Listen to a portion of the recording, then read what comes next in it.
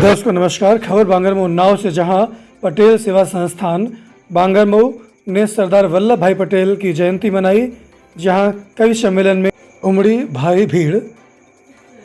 जनपद उन्नाव के बांगरमऊ नगर क्षेत्र में पटेल सेवा संस्थान की ओर से सरदार वल्लभ भाई पटेल की जयंती बड़े धूमधाम से मनाई गई, जहां सरदार वल्लभ भाई पटेल के जीवन के विषय में जानकारियां दी गईं और विभिन्न घटनाओं का वर्णन किया गया। मंच का संचालन हरिओम सिंह ने किया। बांगरमऊ उप जिलाधिकारी शुभम सिंह ने वल्लभ भाई पटेल के चित्र पर माल्यार्पण कर पुष्पांजलि अर्पित की। उसके बाद पटेल सेवा संस्थान द्वारा उप जिलाधिकारी को सम्मानित भी किया गया। बांगरमऊ विधायक श्रीकांत कटियार ने देश के प्रथम गृह मंत्री सरदार वल्लभ भाई पटेल की राजनीति पर प्रकाश डाला। जिलाध्यक्ष अवधेश कटियार ने भी पटेल जी के जीवन की रोचक और तेज तर्रार राजनीति के विषय में जानकारी दी। कहा कि कैसे पटेल जी ने देश को खंड खंड होने से रोका और पूरे देश को एकजुट किया और किस तरह से भारत को एक कर एक राष्ट्र बनाया। इसके बाद करीब 9 बजे मंच को कवि सम्मेलन के लिए कवियों को समर्पित कर दिया गया। कवि सम्मेलन में कवियत्री शशि श्रेया लखनऊ ने मां सरस्वती का वंदन किया। हास्य सम्राट कवि अखिलेश द्विवेदी प्रयागराज ने आए हुए लोगों को हंसने पर मजबूर कर दिया। कवि मधुर श्रीवास्तव नरकंकाल, कवि पंडित रामकिशोर तिवारी, युवा कवि राम भदावर बाराबंकी, कवि चंदन राय जी मुंबई, कवि वीर पटेल बांगरमऊ सहित तमाम कवियों ने दर्शकों को वाह वाह करने पर मजबूर कर दिया। उक्त अवसर पर पटेल सेवा संस्थान के सभी पदाधिकारियों के साथ साथ विधायक श्रीकांत कटियार, लेखपाल संघ बांगरमऊ अध्यक्ष, भाजपा जिलाध्यक्ष उन्नाव अवधेश कटियार, पटेल सेवा संस्थान के कार्यकर्ताओं के साथ साथ नगर के तमाम गणमान्य जन मौजूद रहे। बांगरमऊ उन्नाव से वरिष्ठ संवाददाता मोहम्मद इरफान खान की रिपोर्ट, Anglo Indian news, digital partner with Naveek Samachar Dainik. बोलते थे, इतने बुद्धिजीवी थे कि लोग मनमुग्ध हो जाते थे। इसके बाद वो सफलता मिली और स्वतंत्रता के बाद जब गृह मंत्री बने, अभी बता रहे थे हमारे शुक्ला जी, उप प्रधानमंत्री जब बने तब गृह मंत्री का दायित्व किस लिए सौंपा गया था?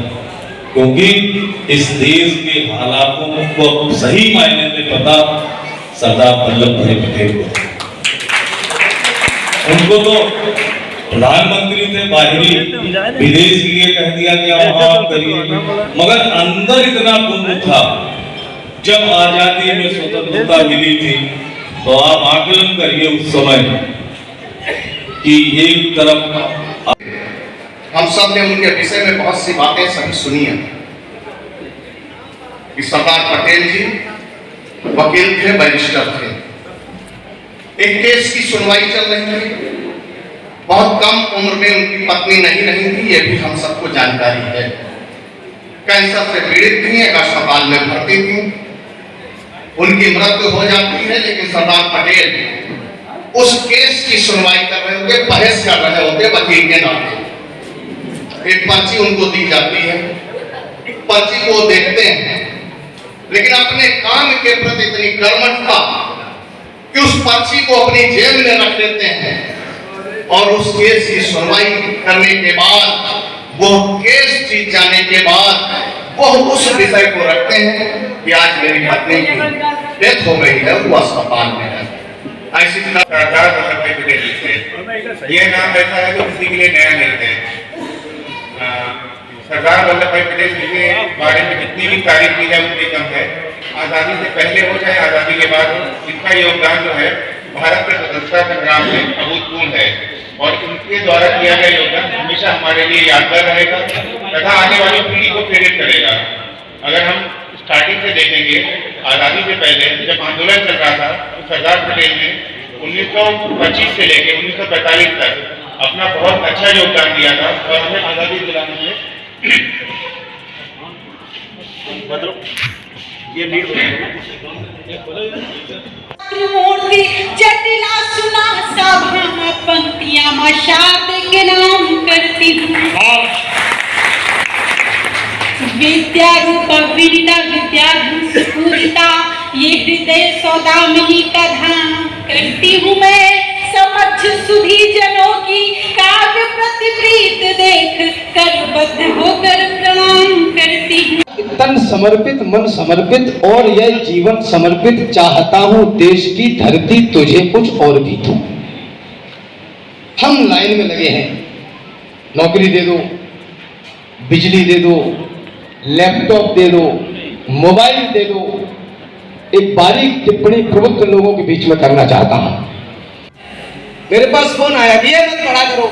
हम कहे क्यों, तुम्हें तो क्लीन चिट मिल गई थी, अब क्यों मिर्ची लग रही थी? कहां गए अब मंदिर को शमशान बनाने वाले? कहां गए भगवान राम पर प्रश्न उठाने वाले? है कहां अवध को चलिया वाला बाग बनाने वाले? और कहां मर गए भक्तों पर गोली चलाने वाले?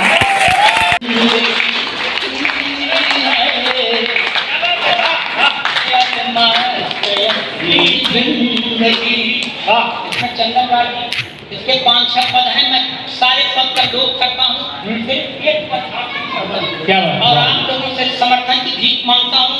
ये कवि चाहते क्या आपसे, पूरे जहान से एक ही चाहत जहां से रुखसती हो जब यहाँ से, रुखसती हो जब यहाँ से, बस यही चाहत जहाँ से आँख में उतरे नहीं शर्मिंदगी, आँख में उतरे नहीं शर्मिंदगी, है ऐसी है अरमान से अपनी जिंदगी। द्रोहियों के दुष्ट कलरों पर हंसूंगा मैं नहीं, माफ कर देना मुखौटा मैं नहीं कस पाऊंगा और मैं बदहाल भारत पर नहीं फंस पाऊंगा। कहिए कि भारतवर्ष में दूध वाले देश में पानी बिकेगा बंद हो गए, गालियां गुजरन करेंगी एक सुनहरा छंद होके, देवियां पूजेंगे पर नारी सताई जाएगी। भारतीयता अब यहां ऐसे निभाई जाएगी, घोड़े लदेंगे और गधे दौड़ेंगे लंबी रेस में, इस तरह से उन्नति आएगी भारत देश। से ऊंचा हो गया भाल जिस धरती पर आने को लालायित रहते हैं महाकाल, जिस धरती पर पग रखते ही हिस्से में यही गौरव आया, इस गौरव के चरणों में मैंने सारा विश्व झुका पाया। यही गौरव सुने मान का है, यही गौरव स्वाभिमान का है, यही गौरव गौरव गान का है, यही गौरव क्षमा दान का है, यह शस्त्र और संधान का है, राणा प्रताप की आन का है, वीरों के प्राण दान का है, यह सनातनी संतान का है, यह गौरव विश्व प्रधान का है, यह गौरव हिंदुस्तान। इस देश का निर्बाध अंतर्द्वंद में कौन सुनता है कथाएं अब यहाँ बलिदान की, लोरियां भाने लगी हैं सभी को आराम की। कौन पूछे बिस्मिलों की माओं का क्या हाल है, किसको पड़ी है देश ये कितना कहां बेहाल है। दोष देते हैं सभी, सरकार जिम्मेदार है, देश के इस हाल पर नेताओं को धिक्कार है। ये चयन है आपका तो फिर कहो धिक्कार कैसा, और बुरा कहने का है तुमको भला अधिकार कैसा। पिछले चुनावों में तुम ही तो नोट लेते दिख गए और कुछ गद्दार थे जो बोतलों में बिक गए। है नियम संसार का, जिसने किया वो ही भरेगा। चोर पालोगे तो क्या चोरी पड़ोसी की करेगा।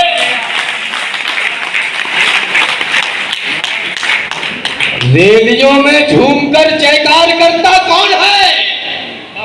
भैया जी संघर्ष करो, हम तुम्हारे साथ हैं।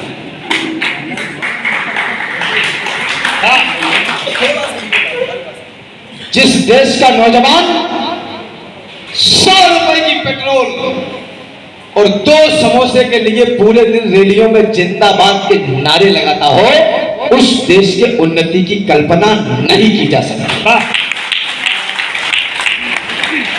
इससे बड़ा नॉनसेंस इस देश के अंदर नहीं है। जिसको यूनिवर्सिटी में होना था वो रैली में है, जिसको खेतों में होना था वो रैली में है। इस समय भी दूर सरहद के किनारे जा रहे हैं देश हित में प्राण वारे। इस समय भी छोड़कर खाना व पीना बो रहा है खेत में कोई पसीना। इस समय भी ध्यान दुविधा से गड़ा के बैठा किताबों में कोई आंखें लड़ा के। इस समय भी कोई मां समझा रही है पुत्र को बलिदान क्या बतला रही है। इसी दम पर शून्य अंबर चढ़ रहा है, इसी दम पर देश आगे बढ़ रहा है। 75 वर्षों में नहीं है। और माफ करेंगे एक बात और कहूं, सरकारी नौकरी कोई रोजगार का माध्यम नहीं है। इसको नौकरी कहना बंद करिए। ये देश की सेवा है और इसके लिए पात्र बनना पड़ता है। कुकुर कुत्तों को नहीं मिलता है। आप पढ़े लिखे हैं और आप बेरोजगार हैं तो मुझे आपकी शिक्षा पर संदेह है। और आप राजनेता हैं, 5 वर्ष शासन करने के बाद भी यदि आपको वोट मांगने की आवश्यकता पड़ रही है तो मुझे आपके शासनकाल पर भी संदेह है।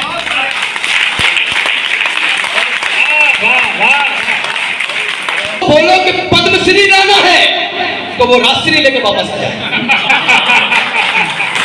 अरे क्या कहने, वाह वाह।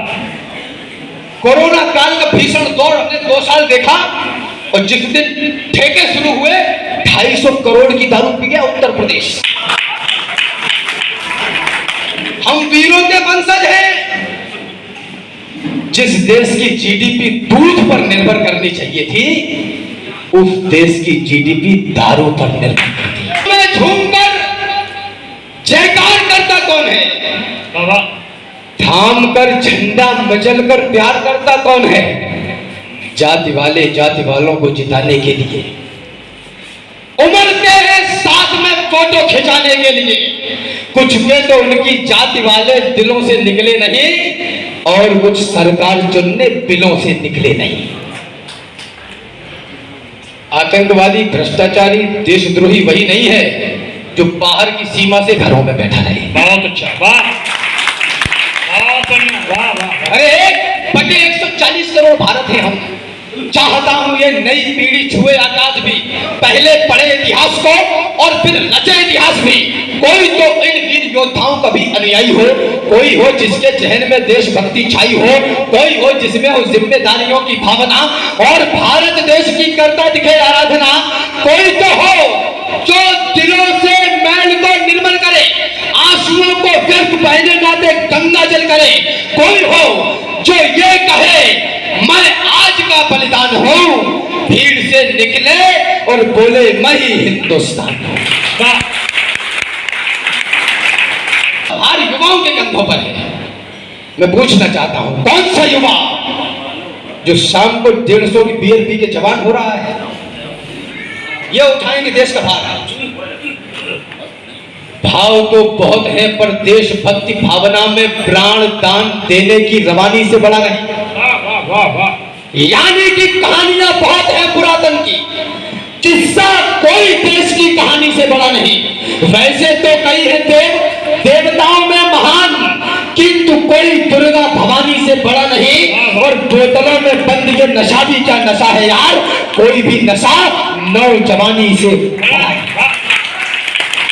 आयु मेरा अनुभव बहुत अपनों के आगे किए जाते हैं, दुश्मनों के आगे नहीं, उनसे केवल युद्ध किया जाता है। सामने हो देवता तो हम भी सज्जनता दिखाएं, हो असुर यदि सामने तो फिर कहो क्या गीत गाएं। आने वाले वक्त का हमको जरा अंदाज हो, विश्व का है सत्य और ये सत्य न नजरअंदाज हो। इतिहास के हरेक पन्ने में कथा सामर्थ्य की, इतिहास में लिखते नहीं बातें कभी भी व्यर्थ की। और दुनिया में सदा ताकतवरों का राज है, जिसकी भुजाओं में है बल वह विश्व का सरताज है। यही पहचान भी, यही हमारा मान है, सम्मान स्वाभिमान भी। पर कोई आकर हमारी मां को डायन बोल दे, शांत मौसम में जहर कोलाहलों का घोल दे, जब कोई आकर तमाचा दे हमारे गाल पर, गर्म लोहे की सलाखें भी छुआ दे खाल पर, जब कोई माँ की बहनों की लगाए गोलियां, जब कोई नवजात शिशुओं की जलाए होलियां, जब कोई इस देश को, इस धर्म को यलकार दे, जब कोई सिर पर चढ़े और युद्ध की ललकार दे, तब भी प्रेस के दुपट्टे में ही क्या मोती चढ़ोगे? अरे युद्ध लड़ना पड़ गया तो क्या दुपट्टों से लड़ो? कि जाकर के महामारी करो, पर युद्ध तय है, युद्ध की पुरजोर तैयारी करो। हो असहाय, दिनकर कहते हैं जन्मे हैं तो 2 बार नहीं मरना है।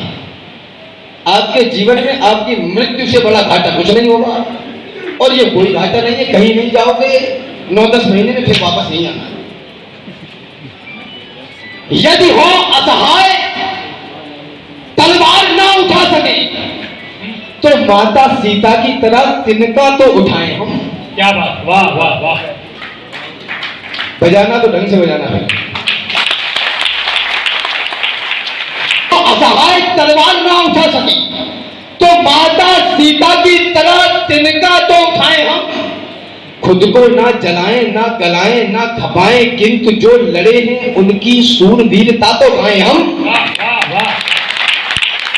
देश की तरक्की में हाथ ना बटा सके तो खुद को इस देश का कलंक ना बनाए हम। महल अटारियां बनाए ना बनाए, किंतु अपने संतान को तो सिंहगता बनाए। ये 3-3, 5-5 मंजिल की खड़ी भले ही कर लो। और मैं किसी गलतफहमी में नहीं हूं, निवेदन करना चाहता हूं, भेज दी औलाद तुमने मिशनरी स्कूल में। वो वहां सिखाते हैं कि घर में जो है उसको बोलो डैड, फादर हमसे कहो। क्लास 1 में पढ़ता है वो। हम सरकारों पर, गवर्नमेंट पर ये प्रश्न चिन्ह उठाते हैं कि शिक्षा व्यवस्था बहुत खराब है। थोड़ा सा आकलन हमें भी करना पड़ेगा। वो क्लास 1 में पढ़ता है और उसकी फीस 3.5 लाख रुपए पर एनम। ऐसा क्या पढ़ा रहे हैं? और माफ करिए, भारतवर्ष में इंडियन रेलवे के बाद सबसे ज्यादा प्रॉपर्टी यदि किसी के पास है तो यही है हालेलुया। आप टमाटर, पेट्रोल के दाम ऊपर नीचे करते हुए रहे हैं ना, ये आपका कब बाजा बजा के निकल जाएंगे आपको पता नहीं चलेगा। औलाद तुमने मिशनरी स्कूल में है बहुत ही कष्टकारी। आप अवधि भूल में आधुनिक शिक्षा बताओ, गर्दन दबाई जा रही है। आपकी औलाद ईसाई बनाई जा रही है। साथ बोले और शिकायतें हैं हमारी, नेता बेईमान है, पुलिस वाले भ्रष्ट हैं, सरकारी शासन प्रशासन कुछ काम नहीं करता। 4 पंक्तियां समर्पित करना चाहता हूं। गूंगे एक साथ बोले, मनमोहक मधुर छंद चाहिए। बड़े बड़े खाने वाले बोले आनंद कंद चाहिए। और मुर्दा चाणक्य ने बोला जिंदा घनानंद चाहिए। और बेईमान बस्ती वालों को राजा हरिश्चंद्र चाहिए। मरहम न सही घाव पर कुछ तो लगाइए। कहते हो मेरे दिल में धड़कता है तिरंगा, किस किस के धड़कता है चीर कर दिखाइए। और बेरोजगार हो तो डिग्रियों को फाड़ दो, इस देश को नौकर नहीं मालिक बनाइए। हर राम को अपनी अपनी मात्रा में करनी पड़ेगी। अपने दरगाहों की भाषा में कहें तो कोई तुम्हारे चूल्हे में धुआं देवे। कैद था समाज का वो अंग, सोचिएगा आप। रंग देश में वो विश्व का प्रधान कैद था। अरे कैद थी वो आस्था जो आपकी हमारी भी थी। आस्था के संग संग में गुमान कैद था। रामलला केवल हमारे कैद में नहीं थे, 100 करोड़ हिंदुओं का स्वाभिमान कैद। मंत्र का महान मंत्र पापियों के पंथ वाले अंत को मिटा दिया, रावणों की फौज का किया है सर्वनाश, आश राम भक्त की जगी तो लंक को मिटा दिया। आपने बचा लिया है लाल लालिमा का और कालिमा के काले से मयंक को मिटा दिया। आपने बचा के राम जन्मभूमि का गुमान, देश पे लगे हुए कलंक को।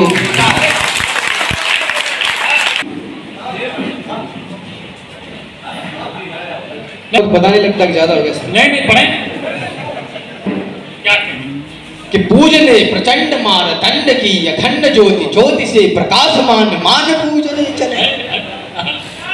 पूजने प्रचंड मार दंड की अखंड ज्योति, ज्योति से प्रकाशमान मान पूजने चले। गरिमा का गौरव का और आत्मीयता का ध्यान जिसे वही स्वाभिमान पूजने चले। तो जो तगे हैं धर्म धारणा में ढाए ढाए ढाए, उन तगे हुओं का खानदान पूजने चले और राम जी के वाम जानकी की जान पूजने को कार सेवकों का देहदान पूजने। उससे कहते हैं लोग कि राम चिल्लाते बहुत हैं। ये बात प्यार से भी कही जा सकती है। आपकी जमानत पर कह रहा हूं, चिल्लाता वह है जिसको चुभता है, मुर्दे बोला नहीं करते हैं।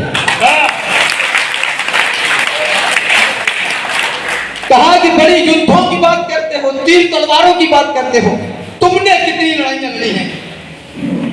आपका समर्थन मांगता हूं। मैं लड़ाई लड़ता हूं और 5 वर्ष में एक बार लड़ता हूं। मुझे पता होता है कि बटन कौन सा दबाना है। मेरी कविता का एक अक्षर भी आपको ठीक लगा हो तो हाथ जोड़कर और गिड़गिड़ा कर निवेदन कर रहा हूं। भारतवर्ष में, उत्तर प्रदेश में और आपके शहर में पिछले 1.5-2 दशकों में जो माहौल बना है उसको ठंडा मत पड़ने देना। युगबोध लिखा है हमने, क्रूर काल के मस्तक पर प्रतिशोध लिखा है हमने। अब सरयू की लहरों पर वातास लिखा जाएगा, अवधपुरी में श्रद्धा और विश्वास लिखा जाएगा। मर्यादा का उच्च शिखर देंगे आधारशिला को, अर्चन वंदन नमन करेगी दुनिया रामलला को। समय बदलना था सो बदला, उम्र हुई अंगड़ाई, सुने विश्व हमने जीती है सबसे बड़ी लड़ाई।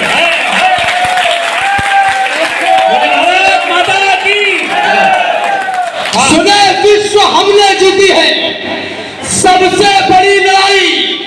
अरे राम भक्तों, पुरखों की आन भूल मत जाना, कोठारी बंधु का दैवीय दान भूल मत जाना, श्रीमंत अशोक सिंगल का वह ऐलान भूल मत जाना, उमा रमा के उद्योगों की तान भूल मत जाना।